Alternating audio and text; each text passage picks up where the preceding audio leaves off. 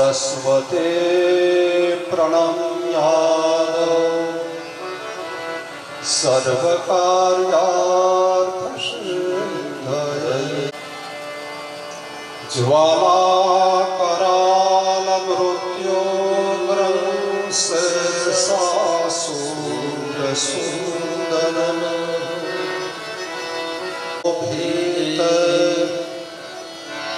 ભદ્રકાલે નમોસ્તુતે અગનાનાંતે વિરાંતસ્ય જ્ઞાનાંજનશલાકયા ચક્ષુરન્મિલિतं યેન તસ્मै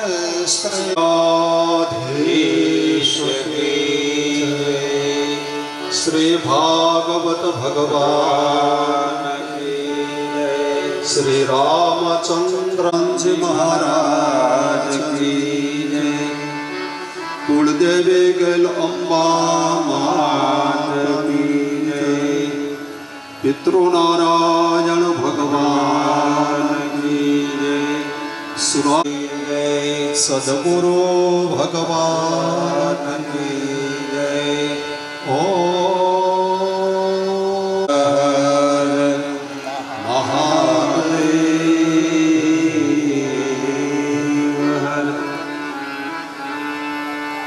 સવારના સત્રમાં આપણે કથામાં દર્શન કર્યું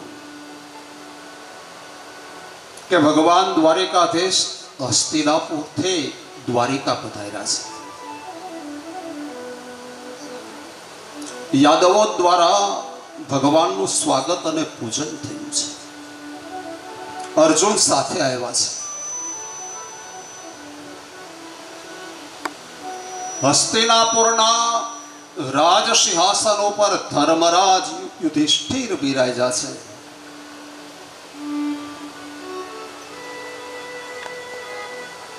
ઉત્તરાના ગર્ભની અંદર ભગવાને જે જીવની રક્ષા કરી એ ઉત્તરાએ પુત્રને જન્મ આપ્યો છે. જન્મ સાથે એ બાળક ચારે બાજુ જોવા લાગ્યો છે કે જે ભગવાને માના ઉદરની અંદર મારી રક્ષા કરી એ પ્રભુ ક્યાં છે. ભગવાનને ગોતવા માટે ચારે બાજુ નજર કરી. નામ પડ્યું પરીક્ષિત. પરિરક્ષતિ ઇતિ પરીક્ષિત.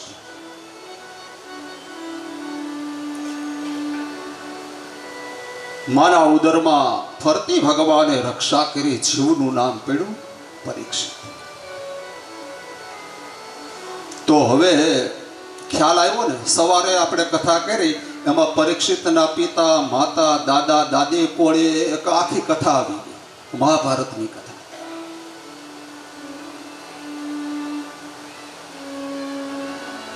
પરીક્ષિતને બહુ લાડ લડાવ્યા છે. એના જાતાદિક કર્મ થયા છે. એક દિવસે કુંતાજી પરીક્ષિતને ગોદમાં રમાડે છે. એવામાં બ્રાહ્મણ ત્યાં આવે છે. માં કુંતા બ્રાહ્મણને પૂછે છે કે મહારાજ આ અમારો પૌત્ર છે. એના જોશ જોવાજી બ્રાહ્મણોએ જોશ જોયા અને કીધું માં આ પરીક્ષિત છે ને એ ચક્રવર્તી રાજા બનશે. આખા પૃથ્વીનો એ પતિ બનશે અને પરીક્ષિત રાજ્ય કરશે ત્યારે પ્રજાની સુખાકારી વધશે. કારણ કે પરીક્ષિત એ ધર્મ પુરુષ છે અને સત્તા ઉપર ધર્મ પુરુષ બેસે ને ત્યારે લોકોની સુખાકારી વધે છે. માં આ રાજા બનશે પરીક્ષિત ત્યારથી કોઈ દિવસ દુષ્કાળ નહીં પડે. પરીક્ષિતના રાજ્યમાં પિતા પેલા પુત્રનું મૃત્યુ નહીં થાય. હિંસક પશુઓ હિંસા વૃત્તિ છોડી દેશે. બહુ વખાણ કર્યા અને પછી એમ કીધું કે આ પરીક્ષિત બ્રાહ્મણનો અપરાધ કરશે અને બ્રાહ્મણનો એને શ્રાપ થશે. માં કુંતા બ્રાહ્મણોને કહે છે, ભૂદેવો, મારો પરીક્ષિત બ્રાહ્મણનો અપરાધ કરશે. હામાં એના જન્મના અમુક ગ્રહો એવા છે કે એને પાપ તરફ લઈ જશે. બ્રાહ્મણને ભેટ પૂજા પાણે છે. બ્રાહ્મણ ત્યાંથી વિદાય લે છે. ભગવાનને વિદાય આપવા માટે અર્જુન દ્વારિકા ગયા છે. એના 7 મહિના થયા છે. આજ ભગવાન સ્વદેહ સ્વર્ગની અંદર પ્રયાણ કરે છે. ભગવાન નિજ ધામ જાય છે. જો ભાગવતની કથા એટલે જ અટપટી છે, અઘરી છે. ભગવાનના જન્મ પહેલા ભગવાનના સ્વર્ગારોહણની આયા કથા આવે છે. એટલે આપણને એમ થાય કે હજી તો ભગવાનનો જન્મ નથી થયો, ત્યાં ભગવાન સ્વર્ગમાં જતા રહ્યા. પણ કથા એવી છે. અર્જુન મળે છે છેલ્લે પ્રભાસની અંદર ભગવાનને, અને ત્યારે ભગવાન અર્જુનને કહે છે, અર્જુન, દ્વારિકાની અંદર જે કાંઈ સ્ત્રીઓ અને બાળકો બેચા છે એને લઈ અને તું હસ્તિનાપુર જતો રહે. આજથી બરોબર 7મે દિવસે મારી સોનાની દ્વારિકા સમુદ્રની અંદર ડૂબી જશે. ભગવાન સ્વધામ જાય છે. અર્જુન સ્ત્રીઓને અને બાળકોને લઈને હસ્તિનાપુર તરફ રવાના થાય છે. આયા આજે મહારાજ ધર્મરાજને ક્યાંય ગમતું નથી, વ્યગ્રચિત છે. ભીમને પાસે બેસાડી ધર્મરાજ કહે છે, ભીમ, આજે હું બહુ ઉદાસ છું. ધૂમ્ર દેશ પરેહ કંપતે ભૂષયાદ્રિ નિર્ઘાતશ્ચ મહાસ્તા સાકં ચ સ્તનયોન્નભિઃ સૂર્યહત પ્રભં પશ્ય ગ્રહમર્દમિથો દિવી સસંકુલૈર્ભૂતગણૈર્ચક્રેર એવ રોદશિ. આજ દિશાઓ શૂન્ય દેખાય છે. ભગવાન ધામમાં જતા રહ્યા ને દિશાઓ પડી ગઈ છે, ઝાંખી થઈ ગઈ છે. પૃથ્વી ઉપરથી કોઈ મહાપુરુષ વિદાય લે ત્યારે દિશા ધૂંધળી બની જાય છે. ભીમ, આકાશની અંદર ગ્રહો અંદરો અંદર ક્લેશ કરતા હોય એવું દેખાય છે. જો ભીમ, કૂતરાઓ ઊંચા મુખ કરીને રડી રહ્યા છે. ગાયોના આંચળમાંથી દૂધની જગ્યાએ લોહીની ધારાઓ વહેવા લાગી છે. મને એમ લાગે છે કે પૃથ્વી ઉપર કાંઈ પણ અનર્થ થયો છે. અને એવામાં સામેથી અર્જુન આવે છે. લથડિયા લેતો લેતો હાલ્યો આવે છે.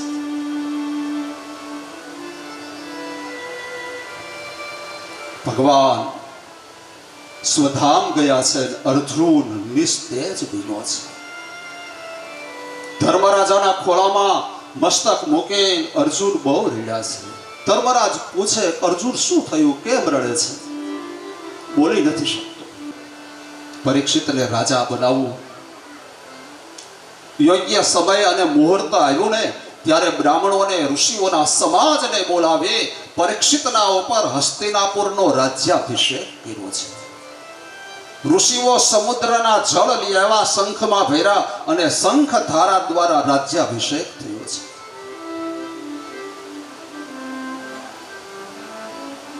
પરીક્ષિતને રાજગાદી સોંપાણી અને 5 પાંડવો, કુંતાજી, દ્રૌપદી ઉત્તર દિશામાં હિમાલય છે એ તરફ તપ કરવા માટે ચાલ્યા જાય છે. પાંડવોએ હિમાલય જે હાડ ગયા ને એ કથા આવે છે. સૌ પ્રથમ દ્રૌપદીનો દેહ પીડ્યો છે. દ્રૌપદીને અર્જુનમાં આસક્તિ વિશેષ હતી માટે પ્રથમ દેહ એનો પીડ્યો છે. ભીમનો દેહ પડે છે. ભીમને પોતાના બળ ઉપર અભિમાન હતું. દેહ એનો પીડ્યો છે. આમ ક્રમે ક્રમે એક પછી એક પાંડવોના દેહ પડતા જાય છે.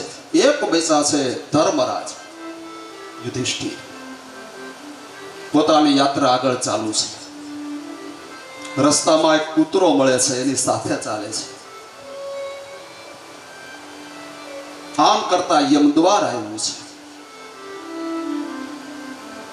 કૈલાશ માન સરોવર, અને ત્યાંથી તમે આગળ હાલો એટલે યમદ્વાર આવે છે. એ સ્થાને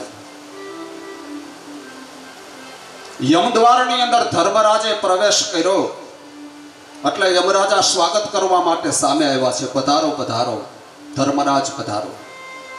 કૂતરો પણ અંદર આવે છે. યમરાજાએ ના પાડી કે તમે સ્વદેહ સ્વર્ગની અંદર આવી શકો, તમે ભગવદ ભક્ત છો, પણ આ તુચ્છ જીવ એ સ્વદેહ સ્વર્ગમાં ના આવી શકે. ત્યારે એમ કહેવાય છે ધર્મરાજાએ યમપુરીની અંદર જે પગ પધરાવ્યો હતો ને પાછો લઈ લીધો. યમરાજાને કહે હું એવો સ્વાર્થી નથી, આ સુખ દુઃખનો સાથી છે. હિમાલયની યાત્રામાં આ શ્વાન એટલે કે કૂતરાએ મને સાથ આપ્યો છે, અને હવે સ્વર્ગનું સુખ માણવાનો દિવસ આવ્યો, અને હું સુખ માણવાના જીવ રહી જાય એવો હું સ્વાર્થી નથી. તારું સુખ તને મુબારક. અને ત્યારે એમ કહેવાય છે કે કૂતરાના રૂપમાંથી યમરાજા પ્રગટ થયા છે. અહીંયા યુધિષ્ઠિરની પરીક્ષા છે. પધારો મહારાજ પધારો. તો પાંડવોનો સ્વર્ગારોહણ થયો. અહીંયા પરીક્ષિત રાજા બન્યા, અને હસ્તિનાપુરની અંદર સુખ શાંતિ વૈભવ જોવા મળે છે. કોઈને કોઈ વાતની ચિંતા નથી. પરીક્ષિત રાજા બન્યા છે ત્યારે ઋષિઓને સાથે રાખીને રાજ કર્યું છે. ઋષિઓના વિચારને પોતાની જે રાજની રહેણી કહેણી છે એની અંદર એને અપનાવ્યા છે.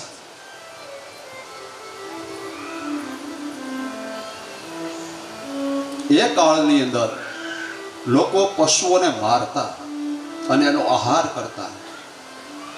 ઋષિઓએ પરીક્ષિતને બોલાવીને કીધું, પરીક્ષિત, નગરની અંદર ઢંઢેરો પીટાવો, કોઈએ જીવની હિંસા નહીં કરવાની, શિકાર નહીં કરવાનો.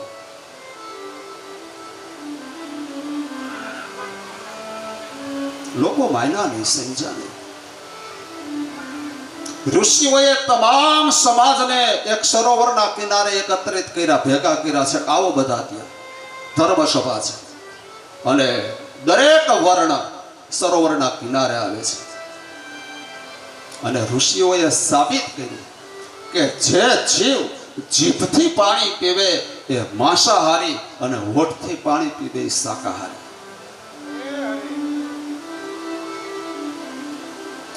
થોડી વાર થઈને ત્યાં સિંહ આવ્યો, જીભથી પાણી પીવે છે. દીપડો આવે છે, જીભથી પાણી પીવે. બિલાડી આવે, જીભથી પાણી પીવે છે. થોડી વાર પછી ગાય આવી, હોઠથી પાણી પીવે છે. બળદ આવે છે, હોઠથી પાણી પીવે છે. ઊંટ આવે, હોઠથી પાણી પીવે છે. ઋષિઓએ સમાજને બતાવ્યું કે જે જીવ હોઠથી પાણી પીવે શાકાહારી, જીભથી પાણી પીવે માંસાહારી. અને ઋષિઓએ સમાજના લોકોને કીધું કે માનવ જીભથી પાણી પીવે છે કે હોઠથી? ત્યારે બધા બોલ્યા કે માનવ હોઠથી પાણી પીવે છે. એનો અર્થ એ છે માનવ કોઈ દિવસ માંસાહારી હોય જ નહીં, માનવ શાકાહારી જ હોય. સાબિત કર્યું ઋષિઓએ. નગરની અંદર ઢંઢેરો પીટાવો, કોઈ હવે જીવ હિંસા નહીં કરવાની. હવે વસ્તુ એવી બની કે હરણના ટોળે ટોળાઓ થયા. ઉભો પાંખ ચરવા લાગ્યો, અને ફરી સમાજ ઋષિઓના આશ્રય આવ્યો અને કીધું, બાપજી કાંઈક ઉપાય કરો. આ હરણ નહીં કલિકાર માના ધર્મ એકો, રામ નામ અવલંબન એકો. નહીં કલિકાર માના ધર્મ વિવેકો, રામ નામ અવલંબન એકો. કલિયુગ કેવલ નામ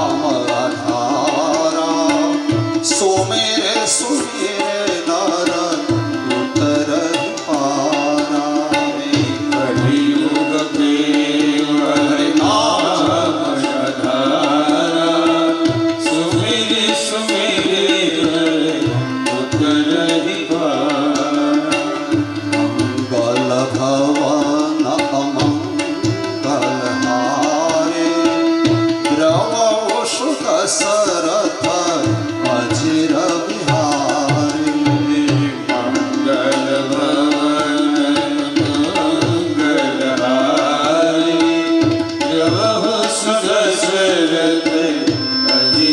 બિહારી મંગલ ભવન અમંગલ હારે દ્રવ વસુ દશરથ અજીર બિહારી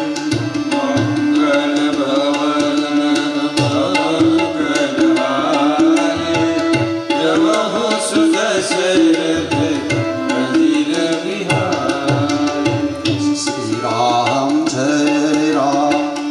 જય જય રામ શ્રી રામ જય જય રામ શ્રી રામ જય રામ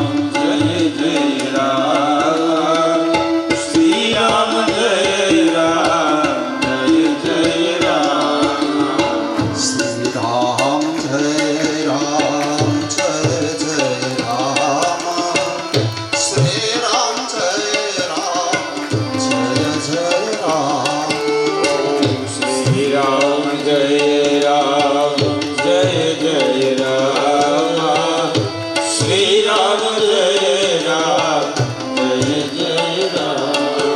કળિયુગમાં હરિ નામ જપો જ્યારે જ્યારે સમય મળે ખાતા પીતા બેસતા સૂતા ઉઠતા પ્રભુનું નામ જપો કળિયુગની અંદર તરવાનો એક જ રસ્તો છે ભગવદ નામ સ્મરણ પછી તમારા જે ઈષ્ટદેવ હોય તમે જેને માનતા હોય ને પણ એનું નામ જપો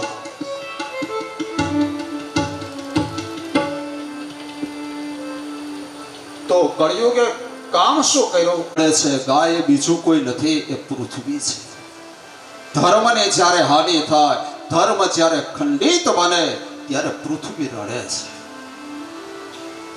છે રાજા પરીક્ષિતે કળિયુગને કીધું તું જતો રહે તું મારા રાજમાંથી જતો રહે નહીતર હું તને દંડ આપીશ ત્યારે કળિયુગ બોલ્યો છે કે મહારાજ તમે તો ચક્રવર્તી રાજા છો આખા પૃથ્વીના પતિ છો હસ્તિનાપુરના જ નહીં મારે ક્યાં જવું મને રહેવા માટે થોડાક સ્થાન આપો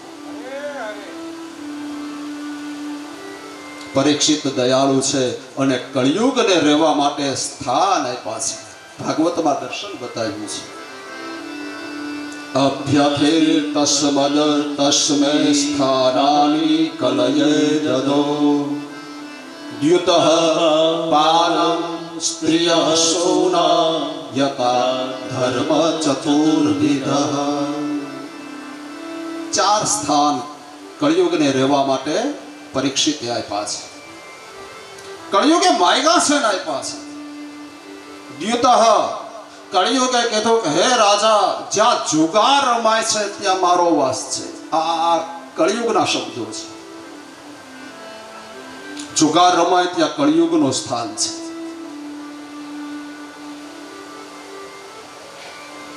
લગભગ તો હવે જુગાર રમવાનું સાવ બંધ થઈ ગયું છે કા આઈની તો મને બહુ ખબર નથી પણ શહેરોમાં તો બહેનોય રમે છે એવું મેં સાંભળ્યું છે અહીંયા તો નહીં રમતા હોય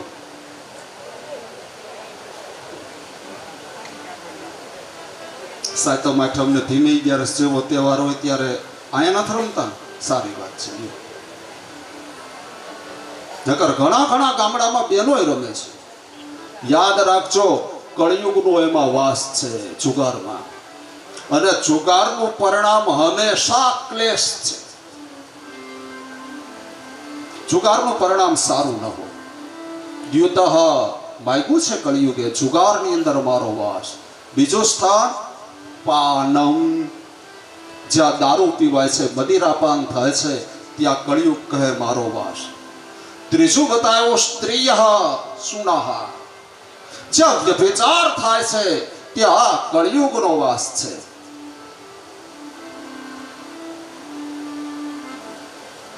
વધારે માગવા જતો હતો પરીક્ષિતે મનાઈ કરી બસ ઓ ભાઈ આ 3 જગ્યા તારા માટે ઘણી વધારે નહીં માગતો ત્યારે પેલો કળિયુગ કાલાવાલા કરીને પરીક્ષિતને મનાવવા લાગ્યો કે મહારાજ તમે જોયું નથી, મારો પરિવાર બહુ મોટો છે અને આ 3 રૂમનો નાનો એવો ફ્લેટ આપ્યો તો આમાં મારે પરિવાર રહેશે કે?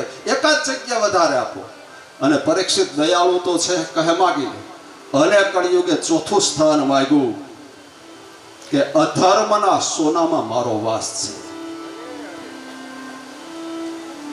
સોના એ ભગવાન નારાયણનું સ્વરૂપ છે. ગીતાની અંદર ભગવાન કૃષ્ણ બોલ્યા છે કે ધાતુમાં સુવર્ણ એ મારું રૂપ છે.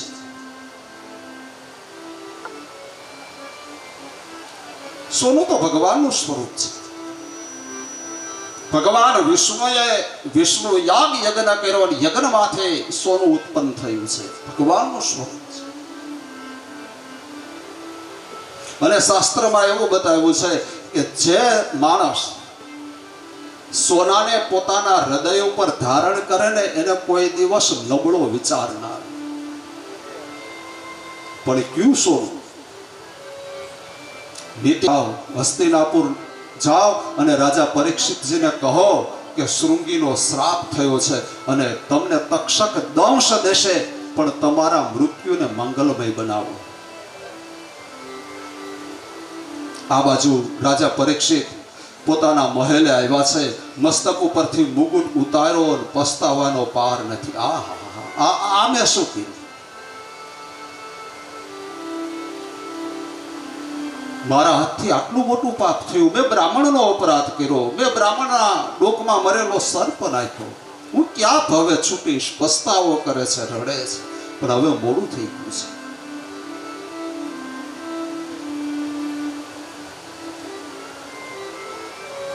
તમે જે કાંઈ પાપ કરો અને ગંગામાં જાઓ, તીર્થમાં જાઓ, કાશી જાઓ, હરિદ્વાર જાઓ, એ ગંગા પાપ ધોવે છે, પણ ક્યાં પાપ? અજાણતામાં કરેલા પાપ ગંગા ધોવે છે. જાણી જોઈને ઈરાદાપૂર્વક પાપ કરો એ પાપ ગંગા ન ધોવે. સુકાણા મોલ સૃષ્ટિના ને પછી વૃષ્ટિ થયાથી સુકાણા પછી પસ્તાવો નકામો છે. સૃષ્ટિના પછી વૃષ્ટિ થયાથી શું ગજબ હાથે મુજારીને પછી કાશી ગયાથી શું? ગજબ હાથે મુજારીને પછી કાશી ગયાથી શું? ગજબ હાથે ગુજારીને પછી કાશી ગયા. સુકાણા મોલ સૃષ્ટિના પછી વૃષ્ટિ થયાથી શું? પછી વૃષ્ટિ થયાથી વિચાર્યું નહીં લખું વયમાં, વિચારું નહીં લખું વયમાં, પછી યામરાથી શું? મોલ સૃષ્ટિના પછી વૃષ્ટિ થયા.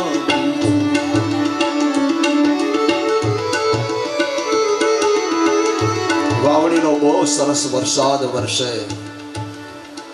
વાવણી વાવીએ, સરસ મજાની મોલાત ઉગી જાય ને પછી 1 મહિનો વરસાદ ન આવે, મોલાત સુકાઈ જાય.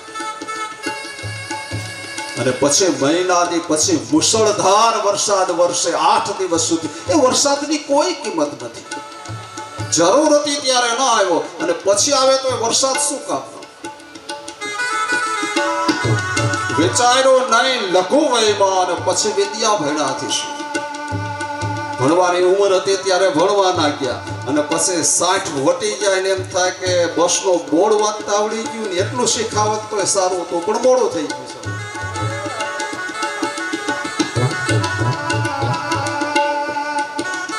વચ્ચે તો ઓલા ગામડામાં પ્રૌઢ શિક્ષણ નીકળ્યા હતા. આ હતું ને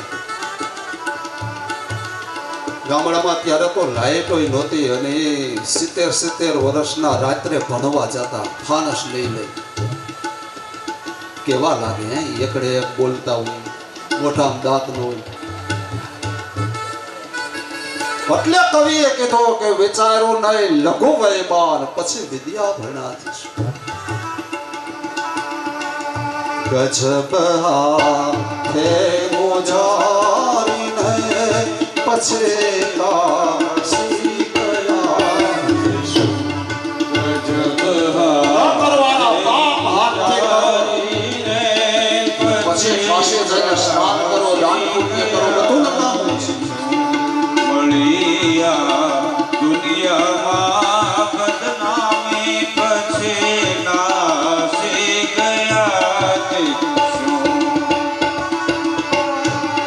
સમય પર લાભ આપ્યો નહીં પછી ચાકરી કર્યાથી શું? પછી ચાકરી કર્યાથી શું મળ્યું નહીં? દૂધ મહિષીનું મળ્યું નહીં, દૂધ મહિષીનું પછી બાંધી બકરીથી શું મળ્યું નહીં? દૂધ મહિષીનું પછી બાંધી બકરીથી શું? જગતગુરુ ભગવાન શંકરાચાર્ય મહારાજ વિહાર કરવા માટે નીકળ્યા છે અને એક નદીના કિનારા ઉપર એક વૃદ્ધ માણસ વૃદ્ધ પુરુષ સંસ્કૃતના ડુકરુઈકરણના રૂપ પાકા કરે છે શંકરાચાર્ય મહારાજે એને પૂછ્યું એલા શું કરે છે કહે ધાતુના રૂપ પાકા કરું છું ડુકરુઈકરણના શંકરાચાર્યએ કીધું એ મૂઢમતી મરવાની આરે બેઠો છે હવે છોડ આ ડુકરુઈકરણે અને ગોવિંદને ભજ ભજ ગોવિંદમ ગોવિંદમ ભજ મૂઢ મટે ચરપટ પંજરિકા સ્તોત્ર નહીં રક્ષતે ડુકરુઈકરણે આ રૂપ તારી રક્ષા નહીં કરે તું ગોવિંદને ભજ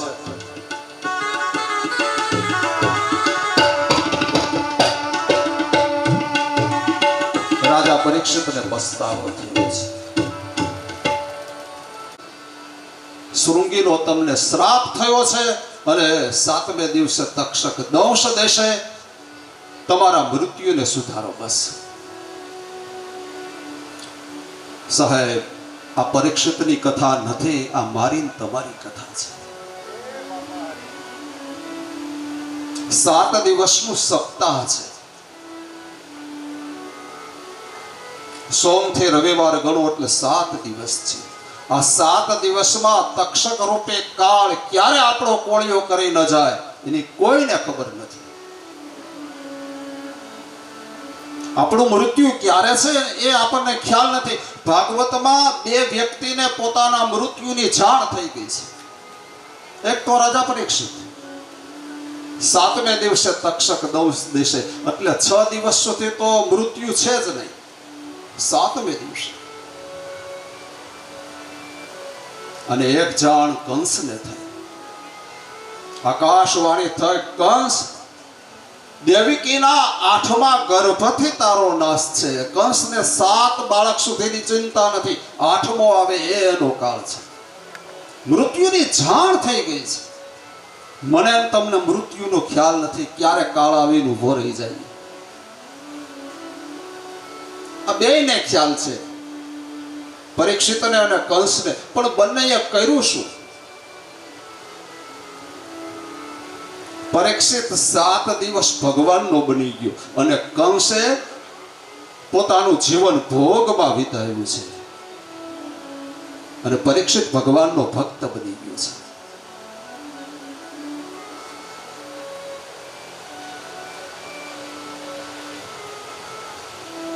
સાધુ અવગના રામાયણની અંદર એમ કે છે સાધુ અવગના તુરત ભવાની કર કલ્યાણ અખિલ કલ્યાણી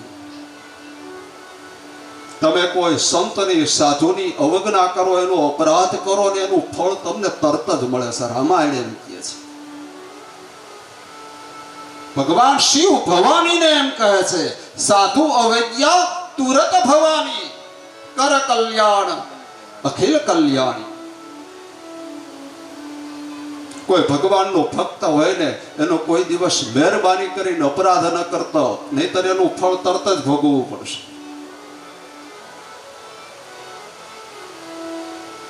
એ કાંઈ નહીં કહે પણ ભગવાન બધું જોવે છે.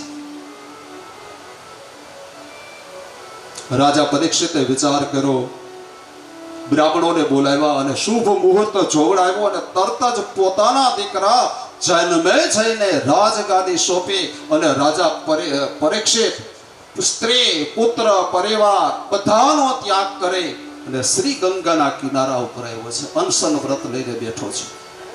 રાજાએ સંકલ્પ કરી લીધો મનથી કે જે ભૂખ અને તરસે મને પાપ તરફ લઈ ગયા, આજથી હું અન્ન અને જળ નહીં લઉં. હા, પ્રતિજ્ઞા લઈ લીધી, હું અન્ન જળ નહીં લઉં. બેઠા છે વિરાસર વાળી. ઋષિઓના સમાજને ખબર પડ્યા કે રાજા પરીક્ષિત ગંગાના તટે આવ્યા છે. ઋષિઓનો સમાજ ગંગાના કિનારા ઉપર આવે છે. રાજા પરીક્ષિત ઋષિઓના સમાજને કહે છે કે હે ભૂદેવો, હે ઋષિઓ, મને 7 દિવસમાં તમે મુક્તિ અપાવી શકો? પ્રશ્ન છે. ઋષિ અને બ્રાહ્મણોએ ના પાડી છે કે રાજા અશક્ય છે. અમને તપ કરતા વર્ષો વીતી ગયા અને છતાં જો અમને મુક્તિ ન મળી હોય તો અમે તને મુક્તિ કઈ રીતે અપાવી શકીએ? અમે સંસારના બંધનમાં બંધાયેલા છે, અમે તને મુક્તિ ન અપાવી શકીએ. અને આ વાતની ખબર જંગલની અંદર વિહાર કરતા ભગવાન વેદવ્યાસના પુત્ર સુખદેવજી મહારાજને ખબર પડ્યા અને સુખદેવજી મહારાજ આજ ગંગાના તટે આવે છે. સુખદેવજી મહારાજની ઉંમર 16 વર્ષની છે. કેવા દેખાય છે? ભાગવત એનું વર્ણન કરે છે. દિગંબરમ વક્રવિકીર્ણકેશઃ પ્રલંબ બાહો સ્મરોતભામઃ શ્યામં સદા પિત્યવયોગ્ય લક્ષ્યા સ્ત્રીણામ મનોગ્નમ રુચિરસ્મિતેના દિગંબરમ વક્રવિકીર્ણકેશઃ. ગઈકાલે હું બોલી ગયો સુખદેવજી મહારાજ વિશે કે એણે શરીર ઉપર એક પણ વસ્ત્ર નથી પહેર્યું. દિશાઓને જ વસ્ત્ર બનાવ્યો છે. દિગંબરમ, દિશારૂપી વસ્ત્ર. નિર્ગ્રંથા છે. કાલે હું કથામાં બોલી ગયો. શરીર ઉપર એક પણ પ્રકારની ગાંઠ વાળેલી નથી, જેને સંસ્કૃતમાં નિર્ગ્રંથા કીધા છે. ધોતી પહેરે તો ધોતીને ગાંઠ વાળવી પડે ને? નહીં, ધોતી નહીં. મસ્તક ઉપર ચોટી નથી, નહીતર ચોટીમાં ગાંઠ વાળવી પડે. નિર્ગ્રંથ. જનોય પણ નથી ધારણ કરી, સૂત્રય નથી પહેર્યું, નહીતર જનોયમાં ગાંઠો આવે. નહીં, નિર્ગ્રંથા. વિકીર્ણકેશઃ, મસ્તક ઉપર વેર પણ આજે શરમાય છે. દરેક હિન્દુના કપાળમાં તિલક હોવું જોઈએ, બસ. ડોકમાં માળા હોવી જોઈએ.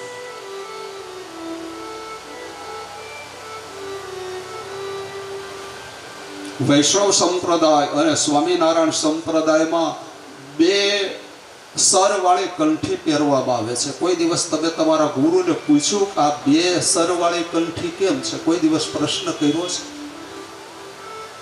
શું કામ પહેરવામાં આવે છે 2 સર વાળી કંઠી? એક કંઠી છે એ સદગુરુ છે, ના, એક કંઠી છે એ ભગવાન છે, અને બીજી કંઠી છે એ જીવ છે. જીવ અને બ્રહ્મનું મિલન થાય છે. 2 કંઠી એટલા માટે રાખવામાં આવે છે.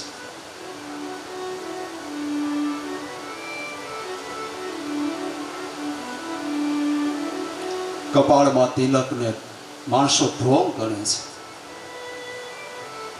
સૌભાગ્યવતી સ્ત્રીના માથાનું સિંદૂર જ્યારે ઢોંગ ગણાશે ત્યારે ભક્તોના લલાટનું તિલક ઢોંગ ગણાશે. સ્ત્રીઓના ડોકનું મંગળ સૂત્ર જ્યારે ઢોંગ ગણાશે ત્યારે સંતોએ અને ભક્તોના ગળાની માળા તિલક કંઠી એ ઢોંગ ગણાશે. એની પાછળ આધ્યાત્મિક ઘણા બધા કારણો છે. તિલક કરવાથી બુદ્ધિની પૂજા થાય છે. મોટા શહેરોમાં લતામાં કૂતરાઓનો ત્રાસ વધે એટલે કોર્પોરેશનમાં અરજી કરવામાં આવે કે ભાઈ અમારા લતામાં કૂતરાઓનો બહુ ત્રાસ છે. પછી પેલા ગાડીઓ લઈને આવે, કૂતરાને પકડીને ગાડીમાં પૂરે. પણ જે કૂતરાના ડોકમાં પટ્ટો હશે, દોરી હશે, એને નહીં પકડે. એનો અધિકારી હોય ને એ ના પાડશે, એ ભાઈ એને નહીં અડતો, કહે કે એને પકડતો નહીં, એ કોઈનો બની ગયો છે, એની ઉપર કોઈ માલિક છે, ન પકડે.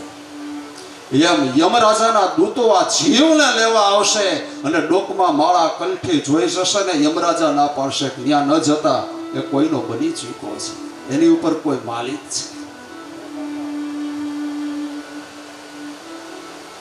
કબીર પણ એ જ વાત કરે, કબીર કુતા મેં રામ કા, મોતી મેરા નામ, ગલે બીચ દોરી પ્રેમ કે, ચિત ખેંચો કૂદ જા.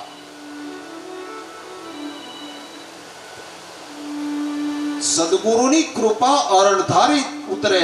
સદગુરુ ગોતવા ન જવા પડે, સદગુરુ સામેથી આવે છે જીવનમાં.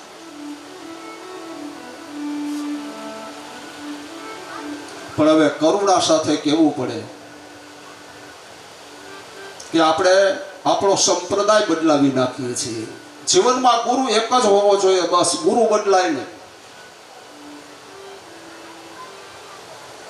પણ આજે કોઈ બીજાના સંગમાં આવ્યા અને ત્યાં આદર સત્કાર સારો મળે, ભોજન પ્રસાદ સારો મળે એટલે આગલા ગુરુની કંઠી તોડી નાખે, નવા ગુરુ ધારણ કરી દે. હાલે તારી કંઠી લાય મારા આઠાના. આ સમાજ આવો થઈ ગયો છે. ગુરુનો બદલો. તો સદગુરુની પ્રાપ્તિ થઈ છે પરીક્ષિત રાજાને, અને રાજા પરીક્ષિત સુખદેવજી મહારાજને વિનંતી કરીને કહે છે કે ગુરુદેવ, મારા મનમાં એક પ્રશ્ન છે કે મને 7 દિવસમાં મુક્તિ મળે. હું અપરાધી છું, દોષી છું, પાપી છું, સ્વીકાર્યું છે. ત્યારે સુખદેવજી મહારાજે કીધું કે રાજન, 7 દિવસ તો બહુ થઈ ગયા, 2 ઘડીમાં મોક્ષ મળે. 7 દિવસ ને જો પોતે વિરક્ત છે, પોતે યોગી છે, સંસારના બંધનમાં નથી બંધાયા, એ બીજાને મુક્તિ અપાવી શકે. સુખદેવજી મહારાજને કોઈ બંધન નથી, એટલે ગેરંટી લે છે કે હા, હું તને મુક્તિ અપાવીશ. 2 જ ઘડીમાં મુક્તિ મળે. આમ કહી અને સુખદેવજી મહારાજે રાજા પરીક્ષિતને ખટવાંગ રાજાની કથા સંભળાવી. કોળિયા 18 કોળિયા ખાવાનું છે. કોળિયા કેવડા બનાવવા એ તમારા હાથની વાત છે. હા ભાઈ, આમાં તો એવું હોય પાછું.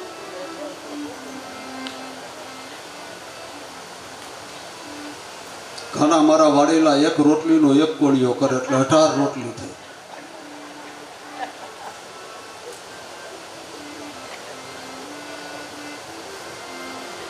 આપણા ઋષિમુનિઓ બહુ ડાયા છે. એણે વિચાર કર્યો કે લોકો આવું વિચારે, 1 રોટલીનો 1 કોળિયો કરે. એટલે ઋષિઓએ બતાવ્યું છે કે તમે જે કોળિયો મુખમાં પધરાવો હોય, મુખમાંથી બહાર ન નીકળે એવડો જ કોળિયો લેવાનો છે. આવા જ 18 કોળિયા 24 કલાકમાં.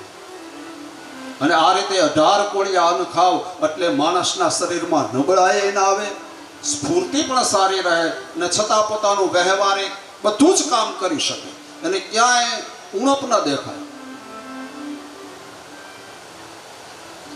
પ્રત્યાહાર, આહાર સાત્વિક અને પૌષ્ટિક હોવો જોઈએ.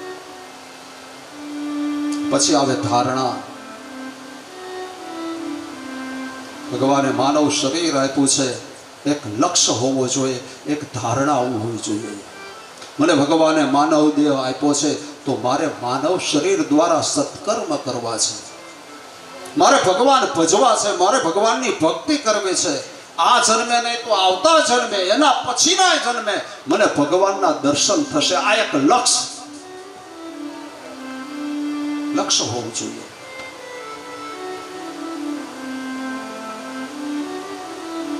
ધારણા, પછી આવે ધ્યાન. 7મું ચરણ અષ્ટાંગ યોગનું.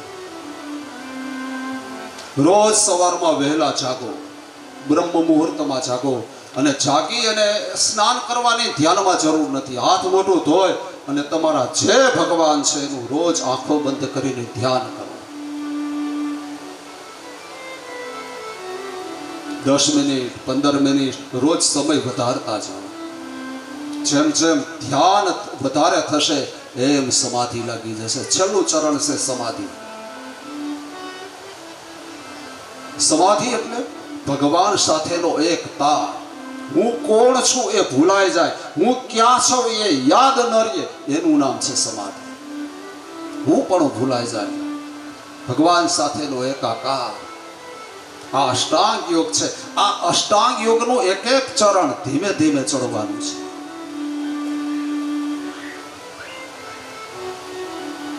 અત્યારે તો આ લે ભાગુ બધા ગુરુ નીકળ્યા છે ને, એ એવો દાવો કરે છે કે અમે દ્રષ્ટિપાત કરીએ, અમારી દ્રષ્ટિ જીભ ઉપર પડે ને તો એને સમાધિ લાગી જાય. શું વાત છે સાહેબ! આ ભારતનો ઋષિ ગાંડો હતો કે એના અષ્ટાંગ યોગ બતાવ્યા?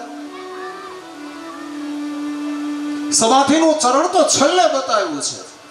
8મું ચરણ છે. એ પેલાના 7 ચરણ 7 પગથિયા ચડો પછી સમાધિની વાત છે. સમાધિ સિદ્ધિ કોઈ દી ન લાગે, વાત ખોટી છે.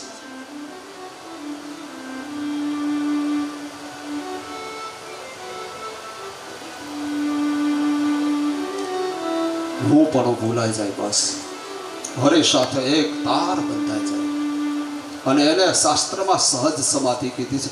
સમાધિ લગાવવા માટે પ્રયાસ ન કરવા પડે, એના માટે બળ ન કરવું પડે, એના માટે મહેનત ન કરવી પડે. આંખો બંધ થાય, ઈષ્ટદેવનું સ્વરૂપ સામે આવે અને તન્મય બને જીવ. સમાધિ, સમાધિની મજા તો સાધકો જેને છે અને જેને સમાધિ ભાવ થયો છે એને પૂછો, એના અનુભવ પરથી ખ્યાલ આવે. બાકી આ કોઈ વાત કરવાનો કે વિચાર કરવાનો વિષય જ નથી, આ અનુભૂતિનો વિષય છે. સમાધિનો આનંદ પરમાનંદ છે. તો સુખદેવજી મહારાજે પરીક્ષિત રાજાને અષ્ટાંગ યોગની કથા બતાવી અને પછી બીજા સ્કંદમાં અષ્ટાંગ યોગ પછી વિરાટ બ્રહ્મની કથા બતાવે છે. તો આપણને એમ થાય કે ભાઈ આ વિરાટ બ્રહ્મ ને આ બધી કથાને સંભળાવવાની જરૂર છે. વિરાટ બ્રહ્મની કથા છે એ અહંકારના નાશની કથા છે.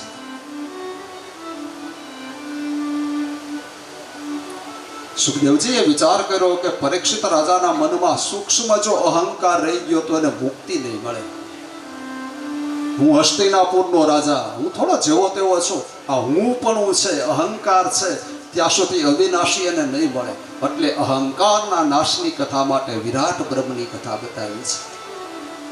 હે રાજા, તું તારી આંખથી જે કાંઈ જોઈ શકે છે એ બધું બ્રહ્મની અંદર છે, અને તું જે નથી જોઈ શકતો એ પણ બ્રહ્મમાં જ છે.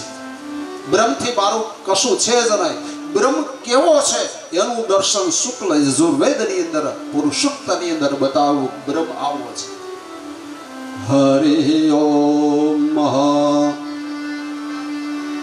સહસ્ત્ર શિરેખા પૂર્વ સહસ્ત્રાક્ષ સહસ્ત્રપાત સભૂમિગો સર્વતસ્મૃતવાત્યતિષ્ઠદશાંગુલમ. જેને હજારો મસ્તક છે, હજારો આંખો છે, હજારો ચરણ છે, આવો બ્રહ્મ છે. રામાયણની અંદર પણ એ જ બ્રહ્મની ચર્ચા થઈ. બીનું પદ ચલે હે સુનેહી બીનું કાના. જે બ્રહ્મ છે એ પગ વગર ચાલી શકે, કાન વગર સાંભળી શકે, જીભ વગર એ રસને માણી શકે, આવો બ્રહ્મ છે. આમ કરી અને આ બીજા સ્કંદની કથાને વિરામ આપ્યો અને ત્રીજા સ્કંદની કથા પ્રારંભ કરી. આજે તમારો રિસેસમાં 15 મિનિટ સમય વધારે લીધો છે. મારે આ કથા અહીંયા પૂરી કરવી હતી માટે, કારણ કે ચા પીધા પછી ત્રીજા સ્કંદની કથા શરૂ કરવાની છે. તો અત્યારે આપણે 10 મિનિટ કથાને વિરામ આપીએ છીએ.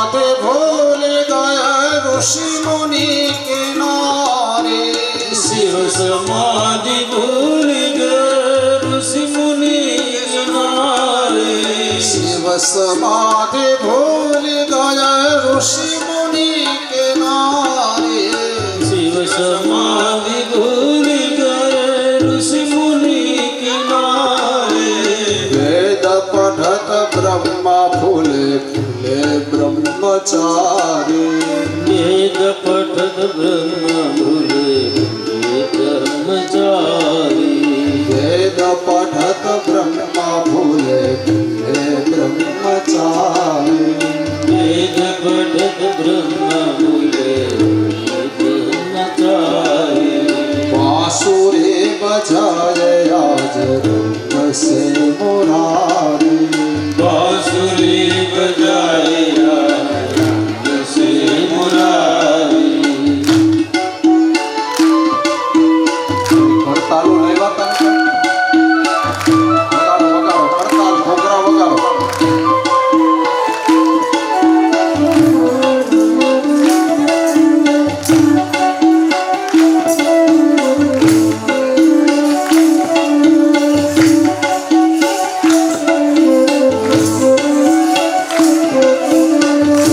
કથાની અંદર કીર્તન આવે, ભગવદ નામની ધૂન આવે. તો એમાં વક્તાની સાથે શ્રોતાઓએ સંમિલિત થવું જોઈએ, ધૂન ગાવી જોઈએ, ભગવાનના નામ લેવા જોઈએ. રસે મુરારી बांसुरी बजाए आज रंग से मुरारी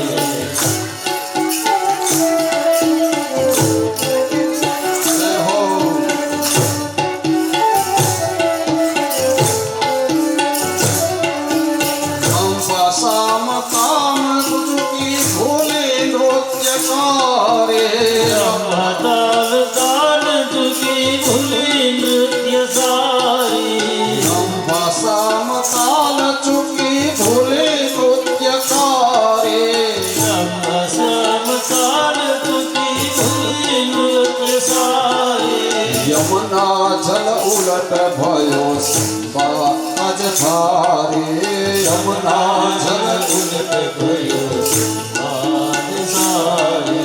यमुना जल उलट भयो शोभा आज सारे यमुना जल उलट भयो आज सारी बांसुरी बजाए आज रंग से मुरारी बांसुरी बजाए आज रंग से मुरारी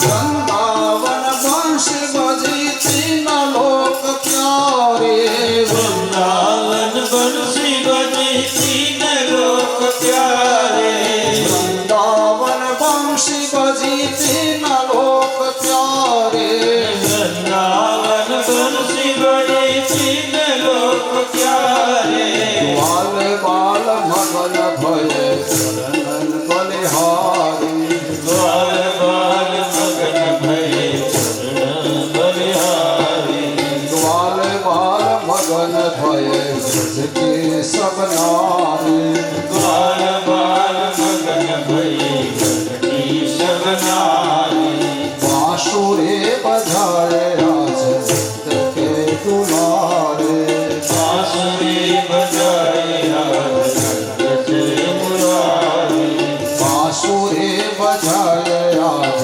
रंग से बुहारी बांसुरी बजाए आज रंग से बिहारी वृंदावन बिहारी लाल की એ જ સાધન અને સંપત્તિના માલિક મહાત્મા વિદુર છે.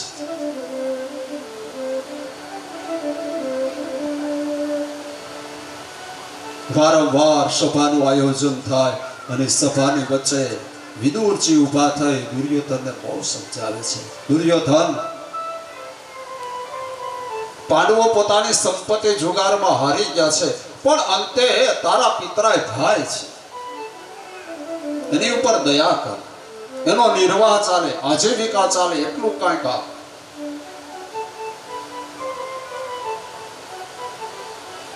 એક દિવસે દુર્યોધન ઊભો થયો અને સભાની વચ્ચે વિદુરજીને એમ કીધું, કાકા હવે હદ થાય છો. જ્યારે હોય ત્યારે સભાની વચ્ચે ઊભા થાવ છો અને જાહેરમાં ટક કરો છો, અમને શિખામણ આપો છો. તમારા શિખામણની જરૂર જ મારે નથી. હા, તમારી જરૂર પડશે ને ત્યારે અમે તમને બોલાવશું, પણ આમ વચ્ચે વારંવાર અમને શિખામણ ના આપ્યા કરો, અમને આ ગમતી વાત નથી. વિદુરજી બહુ જ્ઞાની છે. વિચાર કર્યો કે આ તો દુષ્ટ છે, પાપી છે. આજે શાબ્દિક રીતે મારું અપમાન કર્યું અને કાલ સવારે મને આ લાત મારે અને મારે હસ્તિનાપુર છોડવી પડે એ પહેલા હું હસ્તિનાપુરનો ત્યાગ. એક દિવસે દુર્યોધનને બોલાવી મહાત્મા વિદુરે કીધું, દુર્યોધન, હવે મારી ઉંમર થઈ છે, મને એમ લાગે છે કે હવે મારે હસ્તિનાપુર છોડી દેવું જોઈએ. તું એક કામ કરને, ગંગાજીના કિનારા ઉપર મને 2 ઘાસની કુટીર બનાવી દે. હું અને તારા કાકી ત્યાં જઈને રહીશું. દુર્યોધનને આ ગમ્યું. આમ થાય ટક કરે છે ને, એના કરતા ગંગાના કિનારે સારા. ઘણા વડીલો છાત્રા કરવા જાય ને, છોકરાને વહુને બહુ ગમે હોય.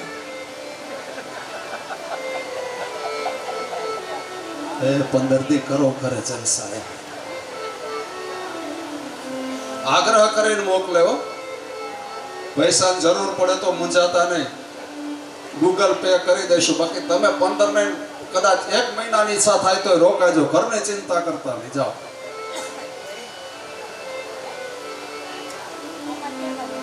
આ તો ખાલી તમને હસાવવા માટે કહું છું. બાકી જમાનો ખરેખર જીવવા જેવો છે, બહુ સારો જમાનો છે.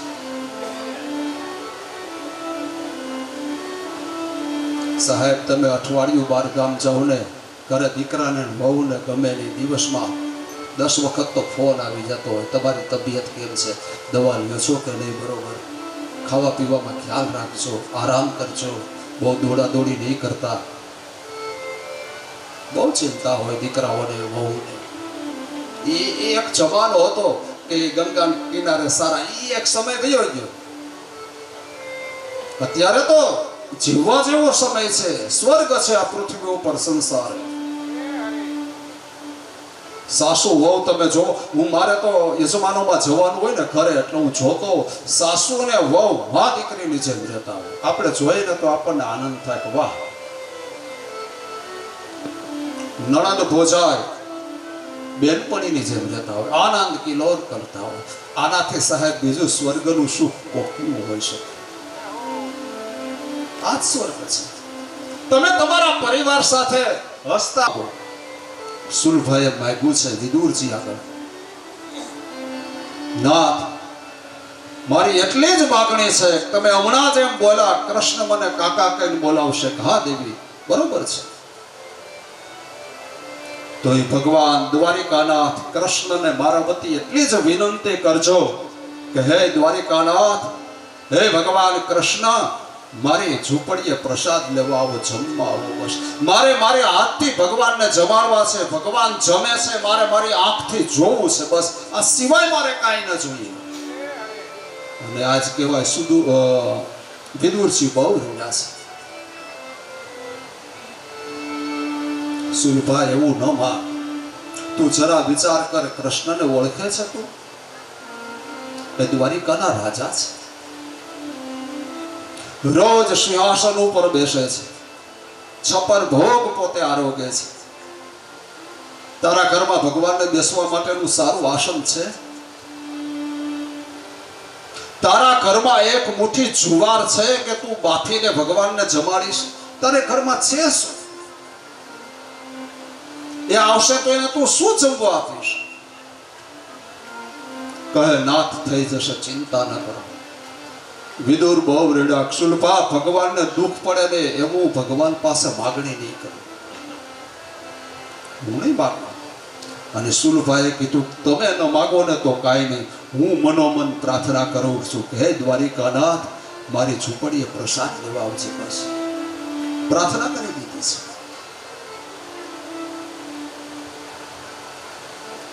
વિદુરજી શુલ્પાને કહે છે દેવી આપે તો બધું જાણો છો કે ભગવાનના મંદિરે કોઈ દિવસ ભગવાન પાસે ખાલી હાથે ન જવાય.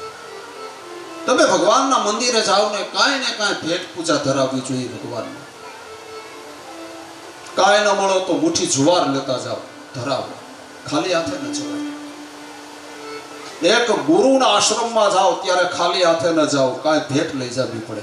એક રાજાના દરબારમાં જાઓ ત્યારે રાજા માટે કાંઈ ને કાંઈ ભેટ લઈ જવાય, ખાલી હાથે ન જવાય. તો કૃષ્ણ એ ભગવાન તો છે જ, પણ દ્વારિકાના રાજા છે.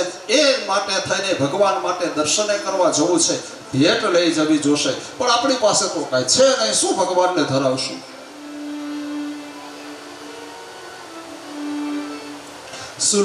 બીજો તને જમાડવામાં પ્રેમ નથી અને મને જમવાની ઈચ્છા નથી. જમાડનાર વ્યક્તિને જમાડવામાં પ્રેમ હોય એની ઘરે જમવું, બાકી 56 ભોગ ધરે ને એ ભોગનો ત્યાગ કરવો. ભાગવત એમ કહે છે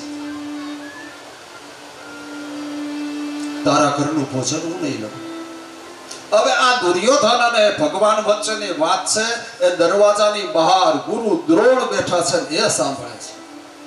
અને ગુરુ દ્રોણે વિચાર કર્યો કે આજ મારો જન્મ સફળ થઈ ગયો. ઘણા વર્ષોનું મારું તપ, આજ ભગવાન દ્વારિકાધીશ મારે આંગણે પધારશે, પ્રસાદ લેશે. અને જેવા ભગવાને ચરણ દરવાજાની બહાર પધરાવ્યા, ગુરુ દ્રોણે ભગવાનના 2 ચરણ ઝાલી લીધા છે. પ્રભુ આવો, મારી ઝૂંપડી આવો, મારા આશ્રમે પ્રસાદ લેવા આવો. કહે નહીં. ગુરુ દ્રોણ વિચાર કરે કે દ્વારિકા તો બહુ દૂર છે અને બપોરનો સમય થયો છે, ભગવાન પ્રસાદ લીધા વગર કેમ રહી શકે? ક્યાં જશે? પ્રશ્ન કર્યો કે પ્રભુ ક્યાં જશો તો પ્રસાદ લેવા? કહે ગંગાના કિનારે મારો ભક્ત મારી રાહ જોવે છે. મારો વિદુર મારી પ્રતીક્ષા કરે છે, મારી રાહ જુએ છે. મારે વિદુરના ઘરે જવાનું છે.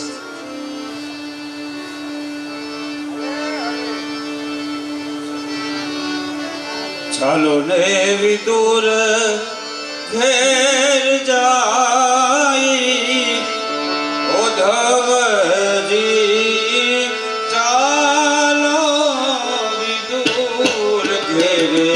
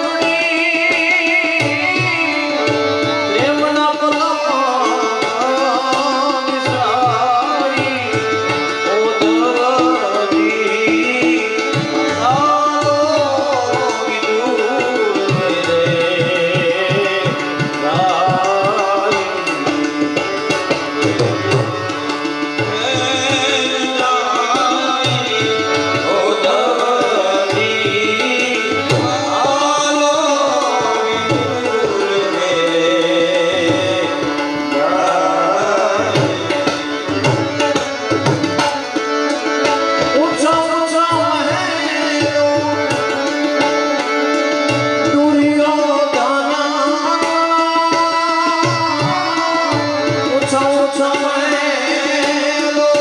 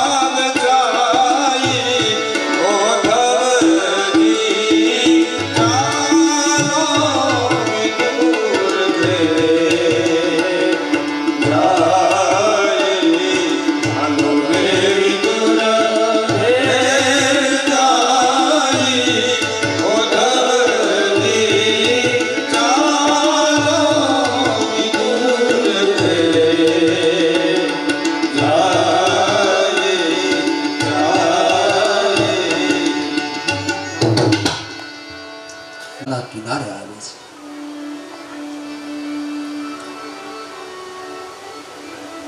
વિદુરજીના આંગણે આવી પ્રભુ ઊભા છે.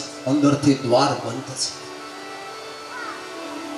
વારંવાર દરવાજા ઉપર ભગવાને ટકોર કરી છે, કાકા દ્વાર ખોલો, કાકા દ્વાર ખોલો. કોણ સાંભળે સાહેબ? ભગવાનની ભક્તિમાં રત બની ગયા છે, બંને પાગલ બની ગયા છે. બહુ વાર સુધી અવાજ કર્યો અને છતાં દરવાજા ન ખોલ્યો. ત્યારે દેવર્ષિ નારદજી ત્યાં આવ્યા છે. ભગવાનને કહે, પ્રભુ શું છે આ બધું? કહે, નારદ જોને ક્યારનો અવાજ કરું છું, વિદુર દ્વાર નથી ખોલતો. નહીં ખોલ્યા છે. કેમ? વર્ષોની એની સાધના છે, એના અનેક જન્મોની સાધના છે કે આજ તમે સામે ચાલીને એના આંગણે આવ્યા છો દર્શન આપવા માટે. એની સાધના છે. આજે દ્વાર નહીં ખોલે. અને દ્વાર ખોલાવવું હોય ને તો દ્વારિકાના રાજા છો ને ભૂલી જાઓ. પગમાંથી મોજડી કાઢો, ડોકમાં પહેરેલી માળા છે એ ડોકમાંથી બહાર કાઢો, હાથમાં લ્યો અને માળા જપો, દ્વાર ખોલો, કાકા દ્વાર ખોલો. નસીબમાં હોય તો આજે ખુલશે. અને ભગવાન એ ગંગાજીની તપેલી રેતીમાં ખુલ્લા પગે ઊભા છે, હાથમાં માળા લીધી, કાકા દ્વાર ખોલો, કાકા દ્વાર. અને એ નાદ, એ અવાજ સુલભાના કાને સંભળાયો છે. કીર્તન કરતા વિદુરજીને કીધું કે નાથ, કોઈ દરવાજે પુકારે છે, બોલાવે છે. અને વિદુરજી દોડીને હવે પોતાની કુટીરના જ્યાં દ્વાર ખોલે ત્યાં તો સામે દ્વારિકાધીશ. આહા, લાકડી પડે એમ વિદુરજી ભગવાનના ચરણમાં દંડવત નમસ્કાર કર્યા છે. ભગવાનના શ્રી ચરણ પોતાની હથેળીમાં લીધા અને વિદુરજીએ ભગવાનના ચરણ ઉપર મસ્તક લગાડ્યું. આંખમાંથી આંસુઓની ધારા વહેવા લાગી. આંખના આંસુથી ભગવાનના ચરણ ધોયા છે. વિદુરે અભિષેક કર્યો છે. ભગવાને વિદુરજીને ઉઠાવી પોતાના હૃદય સાથે લગાવ્યા છે. ભગવાનનો હાથ ચાલે વિદુરજી કુટીરમાં તો લાવ્યા, પણ હવે સંકોચ થાય છે કે ભગવાનને બેસવા માટેનું આસન તો નથી. ક્યાં ભગવાનને બેસાડું, ક્યાં પધરાવીશ? યાદ આવ્યું કે પૂજામાં જે ડાભનું આસન છે ને એ ભગવાનને આપો, દર્ભાસન આપ્યું છે ભગવાનને બેસવા માટે. પ્રભુ બેઠા છે. સુલભા આવે છે, ભગવાનના ચરણમાં દંડવત નમસ્કાર કરે છે. કુશળ અંતર બધાના પૂછા. વિદુરજીના મનમાં ભય છે, બપોરનો સમય છે, આ કદાચ જમવાનું ન માગે તો સારું, કારણ કે કઈ છે તો નહીં. અને ભગવાને માગ્યું કે કાકા આજ તો બહુ કકડીને ભૂખ લાગી છે, ઘરમાં જે કાંઈ હાજર હોય એ આપો. મનમાં વિદુરજી કે કાંઈ હાજર જ નથી, એમાં મારે તમને આપવું છે. જાય છે અંદરની કુટીરમાં, સુલભાને બોલાવ્યા. સુલભા, હા ના, આવો જરા. બોલો. હું ના પાડતો હતો ને, આને નિમંત્રણ દેમાં લે, હવે જવા છે કાંઈ? સુલભા કહે ચિંતા ન કરો, તમે એક કામ કરો, બાજુના વનમાં જાઓ, જે કાંઈ ફળ મળે એ લઈ આવો, ભગવાનને આપણે પ્રેમથી જમાડશું. ઠીક છે, તું ભગવાન પાસે બેઠ, થોડીક વાતો કર ને, હમણાં હું આવું. આમ કરી અને વિદુરજી જાય છે. સુલભા ભગવાનની સામે આવ્યા અને બેઠા બેઠા વાતો કરે છે. ભગવાને સુલભાને કીધું કાકી બહુ ભૂખ લાગી છે અને મારા કાકા ગયા ને એને બહુ સમય થયો છે, એ આવ્યા નહીં, મને હવે મારાથી રહેવાતું નથી, જે કાંઈ હાજર હોય આપી દે. સુલભાને યાદ આવ્યું ભગવાનને ધરાવવા માટે થોડા કેળા ઘરમાં પીડ્યા છે, ભગવાનને જમાડતી થાવ ને ત્યાં હમણાં આવશે. કેળા લઈને આવી, ભગવાનની સન્મુખ બેઠા. સુલભા કેળા ફોલી અને જે ગર્ભ હતો એનો ફળીમાં ઘા કર્યો અને ભગવાનને થાળ જમાડે છે અને ભગવાન પ્રેમથી આરોગે છે. બીજું કેળું ફેંકી દીધું, છાલ ખવરાવે. ત્રીજું કેળું ફેંકી દીધું, છાલ ખવરાવે. અને આયા વિદુરજી આવી ગયા. જોવે છે તો સુલભાના હાથમાં કેળાની છાલ છે, ભગવાનના મુખ તરફ હાથ છે ને ભગવાન પ્રેમથી આરોગે છે.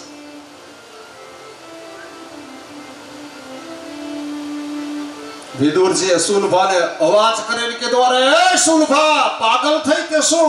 જરા આંખ ખોલીને જોતો ખરી, તું ભગવાનને કેળા નહીં છાલ ખવરાવે છે. અને ત્યારે સુલભાએ જોયું કે હા, હાથમાં તો છાલ છે. આમ ફળીમાં નજર કરી, 3 કેળાના ગર્ભ પીડ્યા છે. રડવા લાગ્યા સુલભા. વિદુરજીને કહે છે, નાથ મને ક્ષમા કરજો, ભગવાનના દર્શન થયાનું ભાવ વિભોર બની ગઈ, મારા દેહનું મને ભાન ન રહ્યું, હું ભગવાનને શું જમાડું છું. અને હવે ભગવાનનો વારો. ભક્ત છે ને એનો અધિકાર છે ભગવાનને ખીજાય, અધિકાર છે ભક્તનો. ભક્તને ભગવાનનો સંબંધ એવો છે. અને વિદુરજી ભગવાનને એમ કહે કે મારી પત્ની એમ કહે છે કે તમારા દર્શન થયા અને પોતાના દેહનું ભાન ભૂલાઈ ગયું અને એને તમને કેળાની છાલો ખવડાવી, પણ તમને તો દેહનું ભાન હતું ને, તમારે એને અટકાવવી જોઈએ ને કે સુલભા કેળા ખવડાવ, છાલ નહીં. તમે 3 કેળાની છાલ આરોગી ગયા. બહુ સારો જવાબ દ્વારિકાધીશે આપ્યો છે. કાકા, મારા કાકીએ દેહનું ભાન ભૂલીને કેળાની છાલો ખવડાવી, તો મને ક્યાં મારા દેહનું ભાન હતું? હું દ્વારિકાનો રાજા છું, હું મારા દેહનું ભાન ભૂલી ગયો. પત્ર પુષ્પ ફલમ તોયમ યો મે ભક્તા પ્રયચ્છતિ. મારો ભક્ત મને ભાવથી જે કાંઈ અર્પણ કરે એવું સ્વીકાર છે. સુલભાનો ભાવ છે અને ભાવથી એને કેળાના બદલે છાલ ખવડાવી તો પ્રભુ આરોગી ગયા છે. અને એટલે જ ભગવાન માટે કહેવાનું કે પ્રેમ પ્રિયો માધવો, ભક્તિ પ્રિયો માધવો. ભગવાન ભક્તના પ્રેમને આધીન બની જાય છે. પછી એ ભક્તની સંપત્તિ નથી જોતા કે મારો ભક્ત સાવકાર હોય એની ઘરે જ જાવ, નહીં. મારો ભગત ભલે ઝૂંપડીમાં રહે પણ એના હૃદયનો વિશુદ્ધ પ્રેમ છે, ત્યાં પ્રભુ આવે જ છે. એક રામાયણનો નાનો એવો પ્રસંગ લઈ અને કથાને હું વિરામ આપું. આના અનુસંધાને જ કથા છે. પ્રેમ, પરમાત્મા પ્રત્યેનો પ્રેમ કેવો છે એનો પ્રસંગ છે. રામાયણની અંદર જનકપુરમાં સીતારામજીના વિવાહ થાય છે. જનક અને સુનૈના કન્યાદાન દેવા માટે બેઠા છે. મંડપની અંદર ભગવાન સીતારામજી બેઠા છે યુગલ સ્વરૂપ.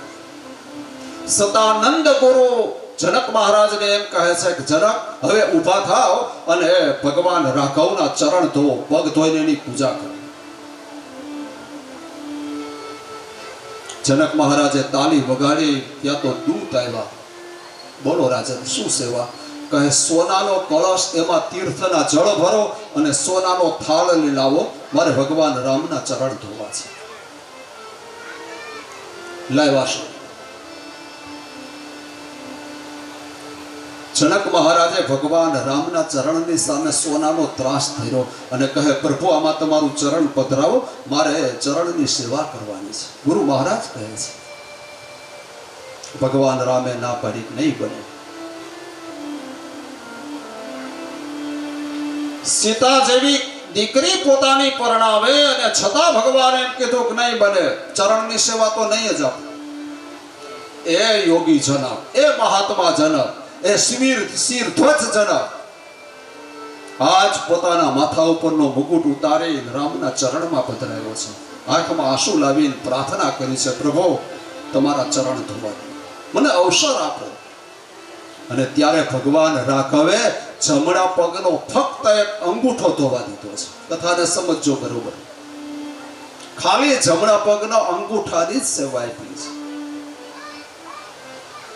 અને ગંગાના કિનારે ઓલો કેવટ,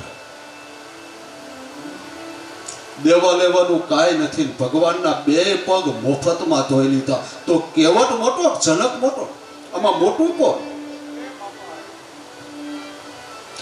કેવટના પ્રેમને પ્રભુ આધીન બની ગયા છે બસ. અને કેવો ચાલાક કેવટ, આખા પરિવારને લઈ આવ્યો અને જે રસોઈ બનાવતા, જે કથરોટમાં લોટ બંધાતો લાકડાની કથરોટમાં, એમાં ભગવાનનું ચરણ રાખીને ધોવે છે. ભગવાનનું જમણું ચરણ પધરાવ્યું, ચરણ ધોવાઈ ગયું એટલે ભગવાન નીચે પગ રાખવા જાય. કેવટ કે નહીં મારા નીચે નહીં રાખતા, વળી રેતી લાગશે, ધૂળ ચોટશે, મારે કેટલી વાર તમારા પગ ધોવા? ભગવાન કહે તો મારા પગ ઉપર મૂકો. પોતે પરોઠી વાળીને બેઠો છે ને, ભગવાનના ચરણ પોતાના સાથળ ઉપર મુકાય. એક પગ કથરોટમાં, એક કેવટના પગ ઉપર, અને કથરોટ ડગમગવા લાગી. કેવટ ભગવાનને કે પ્રભુ ડર લાગે છે ને પડી જવાનો. કહે હા એક કામ કરો ને, બે હાથે મારો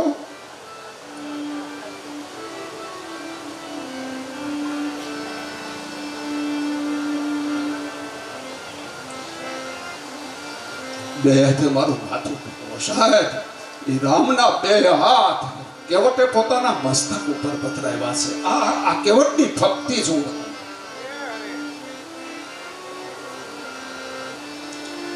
ભગવાનના બે હાથ કેવટના માથા ઉપર છે.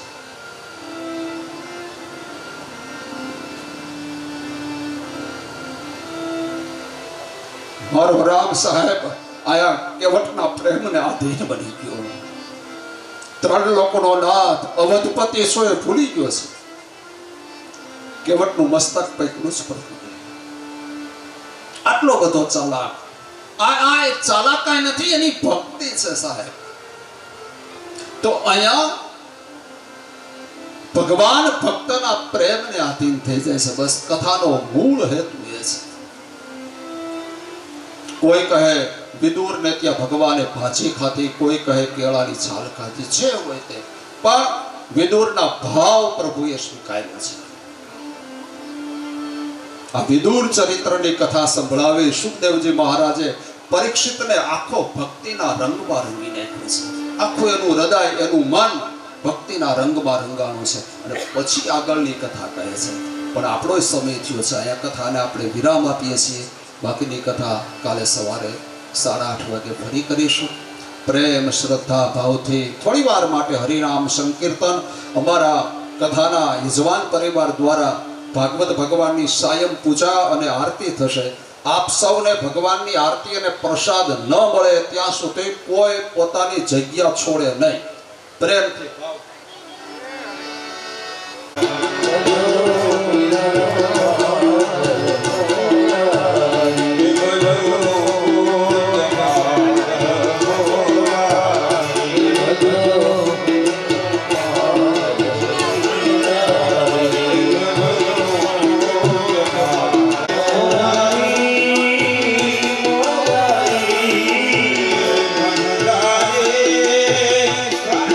Hare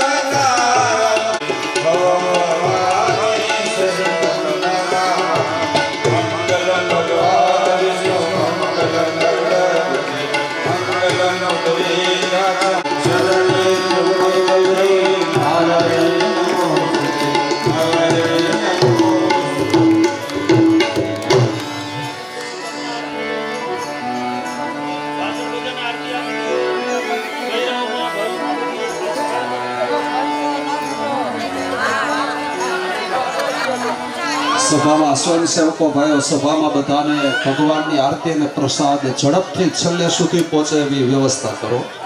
ઓમ નમો ભગવતે વાસુદેવાય. ઓમ નમો ભગવતે વાસુદેવાય.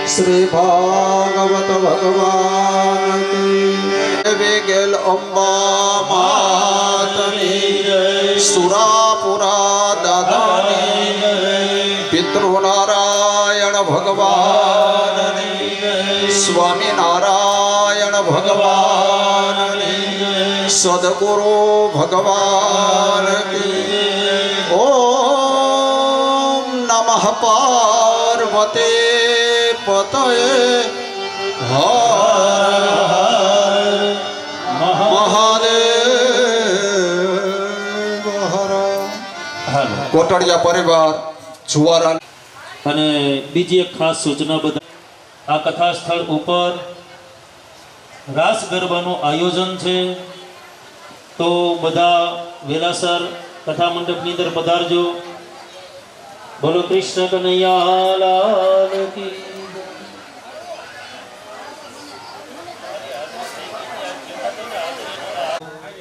અદ્રાદિ મહામંગલ્ય ફલપદમાસોત્તમ માસે શુભકારક ચૈત્ર માસે શુભે કૃષ્ણે ભગણ વિશેષણ વિશિષ્ટાય શુભ પુણ્યતિથો લઈ જવાનું છે. સમસ્ત પિતૃમોક્ષાર્થે શ્રીમદ ભાગવત સપ્તાહ પારાયે ભાગવત દેવતા તથા ચ પિતૃદેવતાનાં પૂજન કર્મ અહમ કરિષ્યે.